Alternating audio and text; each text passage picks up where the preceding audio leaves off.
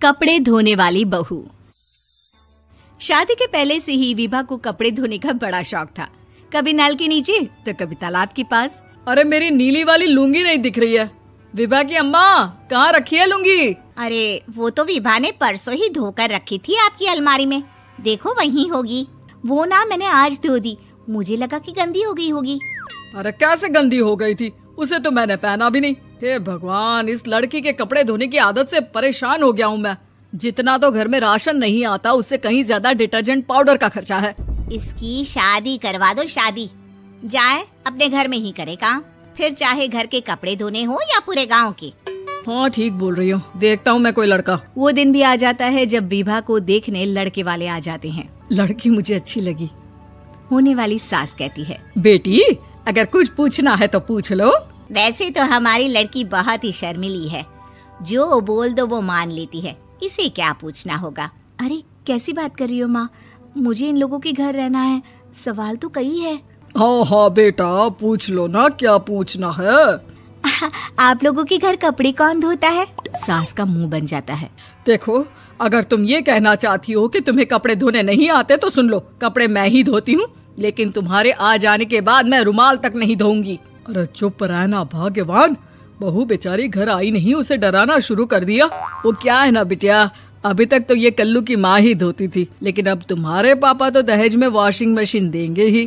तभी विभा की माँ बोल पड़ती है, सवाल भी पूछा तो क्या। वैसे भाई साहब, मशीन की तो फिर भी कपड़े धोने की कैपेसिटी होती है। मतलब जो बिटिया दे रहे हैं ना विभा, इसे कपड़े धोने का बहुत शौक है। ये आप लोगों के क्या, आस पड़ोस गांव मोहल्ले सबके कपड़े धो दे और उफ तक ना करे।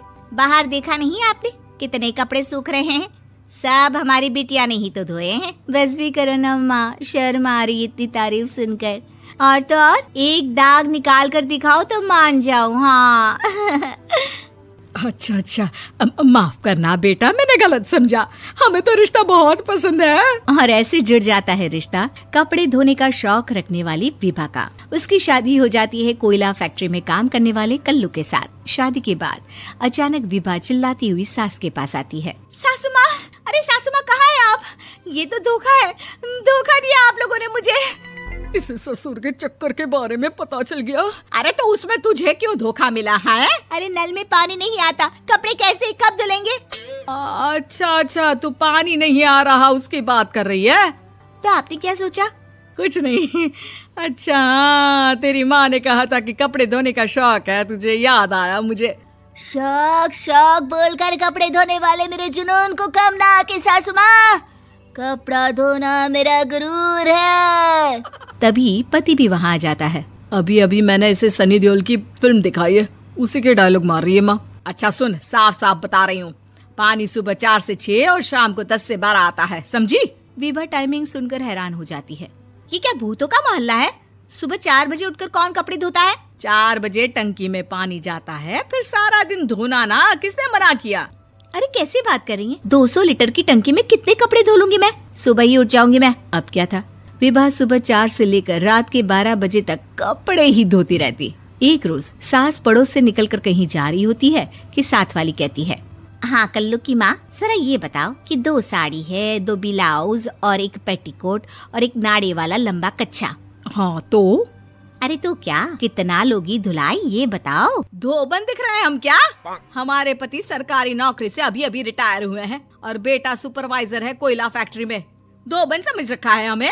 हाय रे कल्लू की अम्मा, माफ कर दो, वो तो मोहल्ले में यही सब बता रहे थे कि तुमने बहू को कपड़ा धुलवाने के काम में लगा दिया है। सास को पड़ोसन की बात सुनकर गुस्सा आ जाता है। वो घर पहुंचती है जहां घर के बाहर ही इतने सारे कपड़े सूख रहे होते हैं जितने कि किसी धोबन के घर पर। अरे ओ कल्लू की दुल्हन, बाहर निकल।